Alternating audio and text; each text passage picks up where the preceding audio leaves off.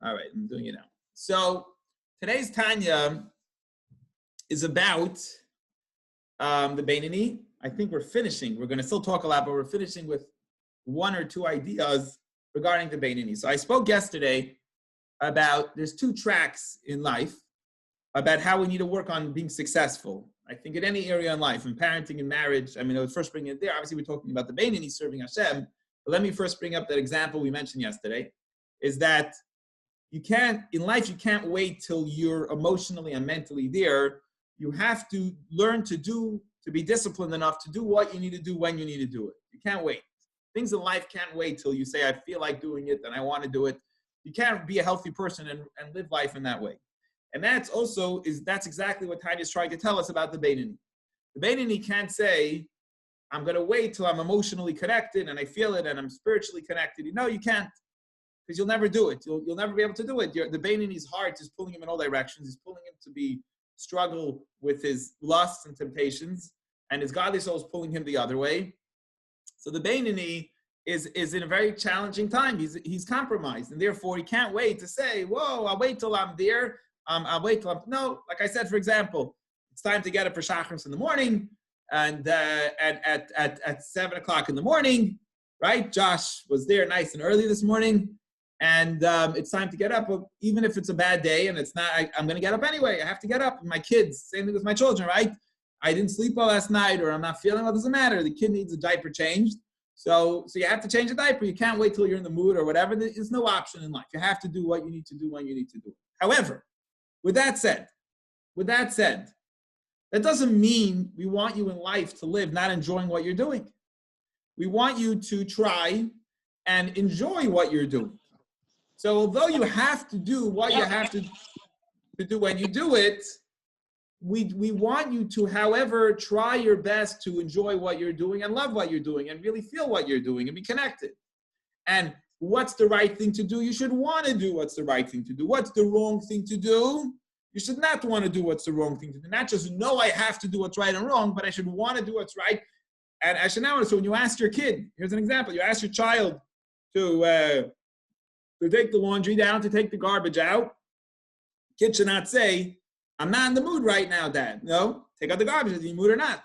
But it's better if the kid will say, identify, not always do it because he has to, but also he should want to do what it is that he's doing, okay? So Tanya today is going to say the Beinoni, who will never really feel, especially in exile, to want to do what Hashem wants us to do, right? You're never going to be there. You're never going to be a tzaddik. Yeah, 99% of people, here's what we're saying. The Beinoni will never be a tzaddik.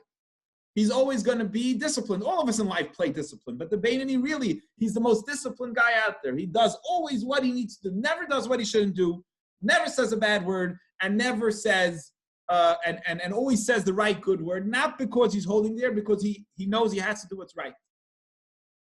That's the Beinoni. But today we're going to say, although he'll probably always have to do discipline, he should still try a little bit, although it's extremely unlikely that you'll be a tzaddik. You shouldn't give up on it. You shouldn't say, I know it's inevitable. I know I'm always going to be playing discipline, going to be playing to be in control.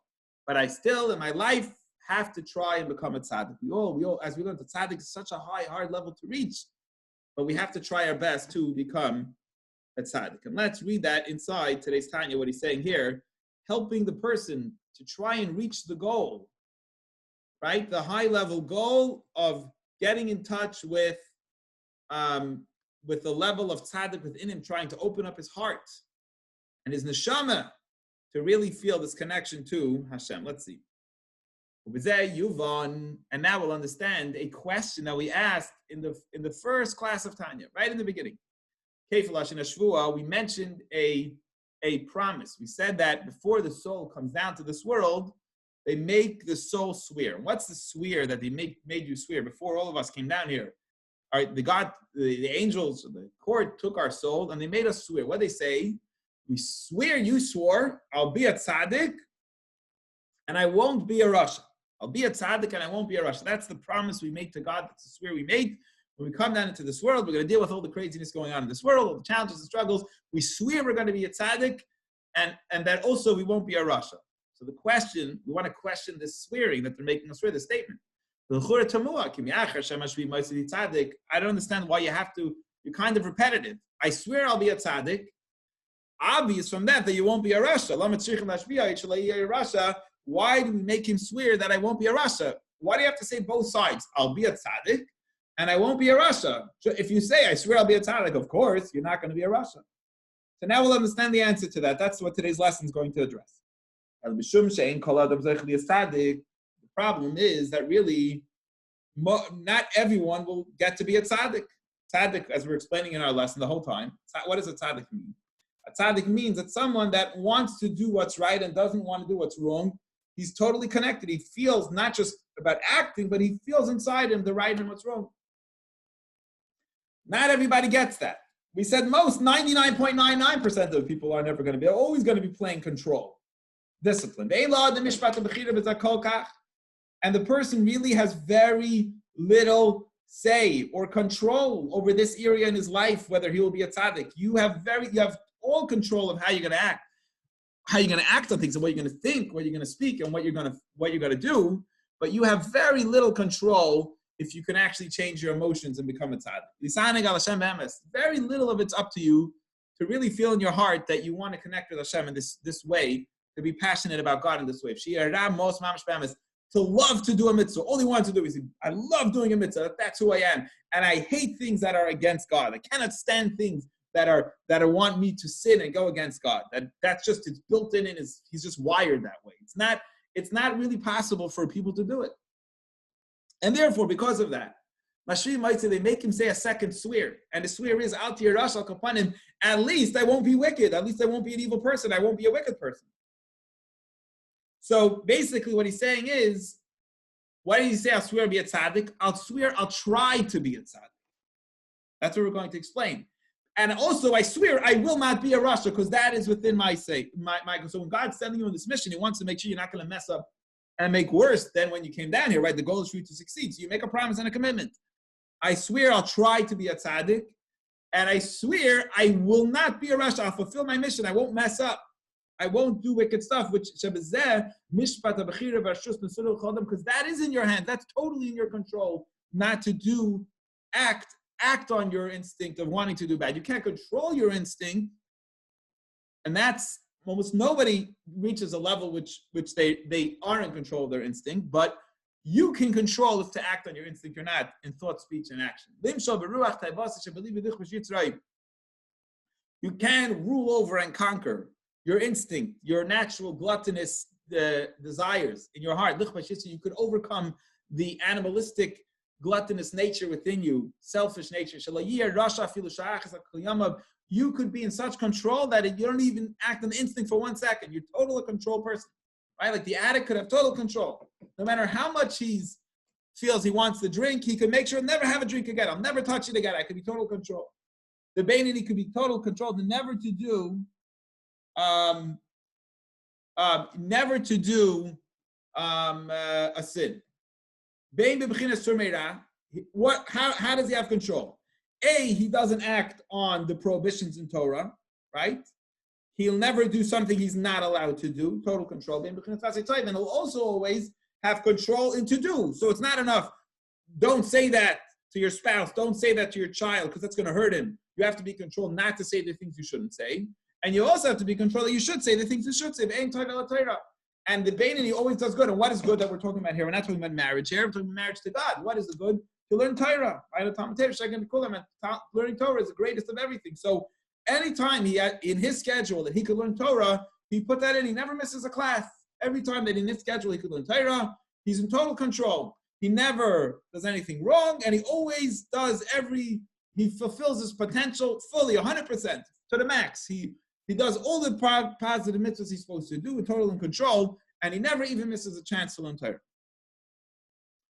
So that's the Beinoni. So we basically said, so give up on being a tzaddik, and really focus your energies on being a rasha. Focus on that. Try to inspire yourself to be fully disciplined and in control of your actions, because you're never really going to change your instinct, your instincts that are pushing.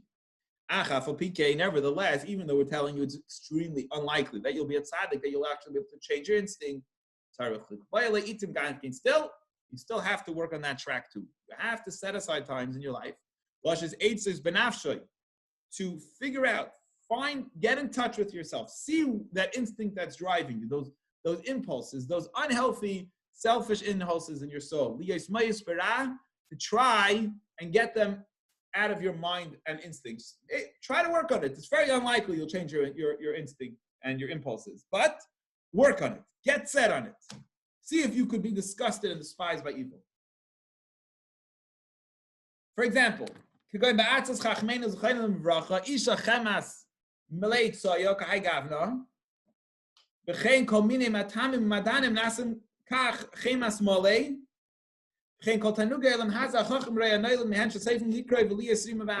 what are your impulses? Think about it. Everyone has their own impulses, instincts. He gives a few examples. So let's say there's a food, you're gluttonous to this extremely unhealthy food. You know what you need to do? And maybe I'm stretching it a little bit. This is the way I understand it. If you eat that, you know how you're going to feel like, right? So you know there's something very unhealthy for you. In an hour, you're going to be tired, right? So this food, which is gluttonous by you, get in touch with the feeling after that you will feel once you indulge. So don't just think about the first step. Think about, okay, so I'm going to eat it, and what? How am I going to feel after? Or what? So what's going to happen? I'm going to gain 10 pounds from it, and what happens? I'm going to end up rotting in earth. I'm going to pass away. And maybe you could focus on elements of it that will help you curb the instinct that you shouldn't even have the instinct. Get it? So you might not be able to be fully in control, but it might be able to curb the instinct. Maybe and Tanya even says, maybe there's a woman that a guy is having a problem over that he keeps on thinking about. So instead of just doing impulse control, maybe you could change your perspective. You could have a paradigm shift and say, you know what? If I would do that sin, what would happen to me? What would I be like? What's the person really like? I'm just looking at it. It looks from far. The imagery looks good.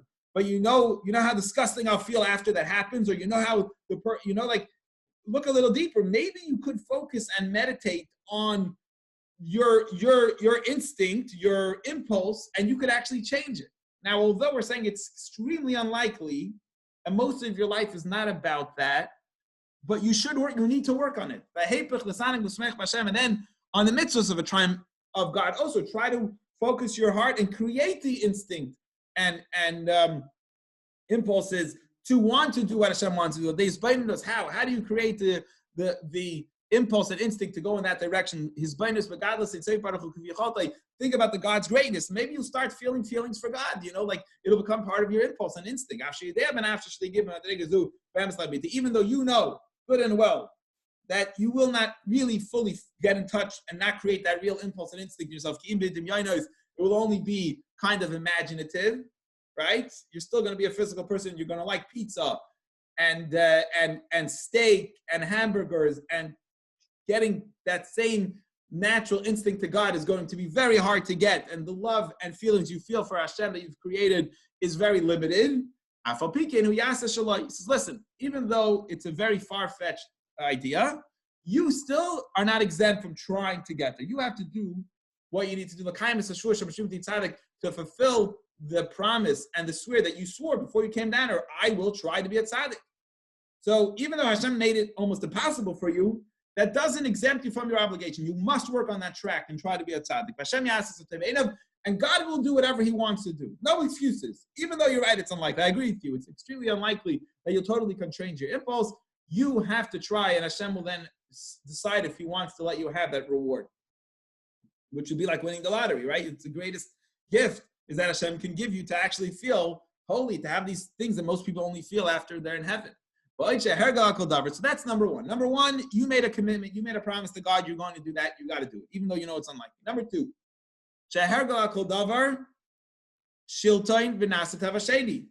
anytime you do something repetitively, it always becomes second nature.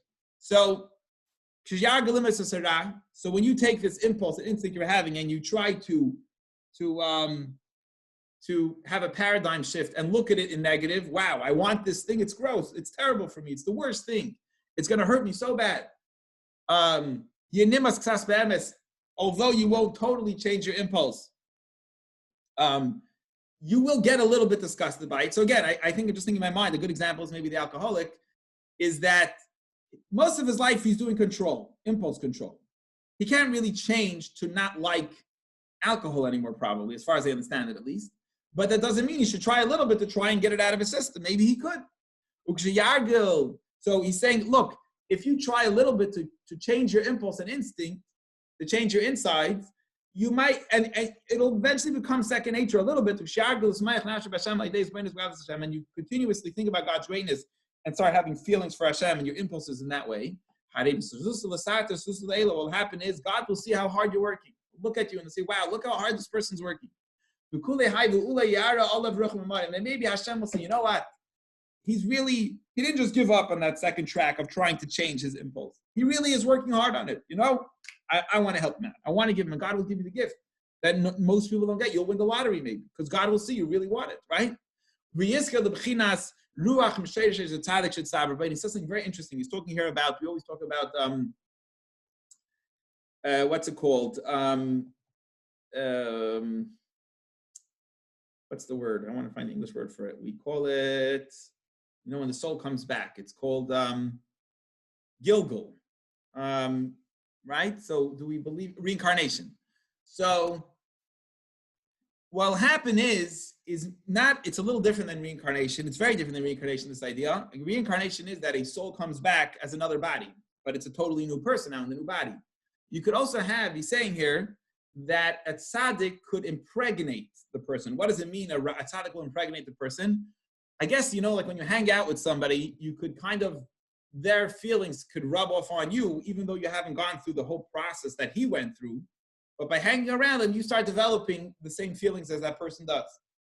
So maybe if God won't give you the full gift of making you a full-on tzaddik, right? You'll be like Moses or whatever, like a tremendous tzaddik, but maybe the tzaddik will impregnate you. Impregnate means maybe the emotions of the tzaddik, God will see how hard you're working and it'll help you connect with the tzaddik, and you kind of somewhat get those feelings too. Lavid Hashem simcha amitis, to serve Hashem with a real happiness, the same your soul does after in the afterlife. Like it says, a righteous tzaddikim singing God, that the people who try to be tzaddikim and that are lower level tzaddikim will be happy in Hashem just like in the afterlife. And you'll fulfill your promise that you made before you came down here. The tzaddik that you promised you'll be a tzaddik, even though it's very hard and far away, it's still a possibility, and it's possibly something you could bring. So to sum it up, Tanya is saying, although that track of serving Hashem, changing your impulse and instinct, really you have to work your whole life on just controlling your instinct and impulse. That's the main part of life. But however, you still have to try to really change your impulse and instinct. That has to be a track that person works on. And that is the end of today's Tanya. Any questions or comments on today's Tanya?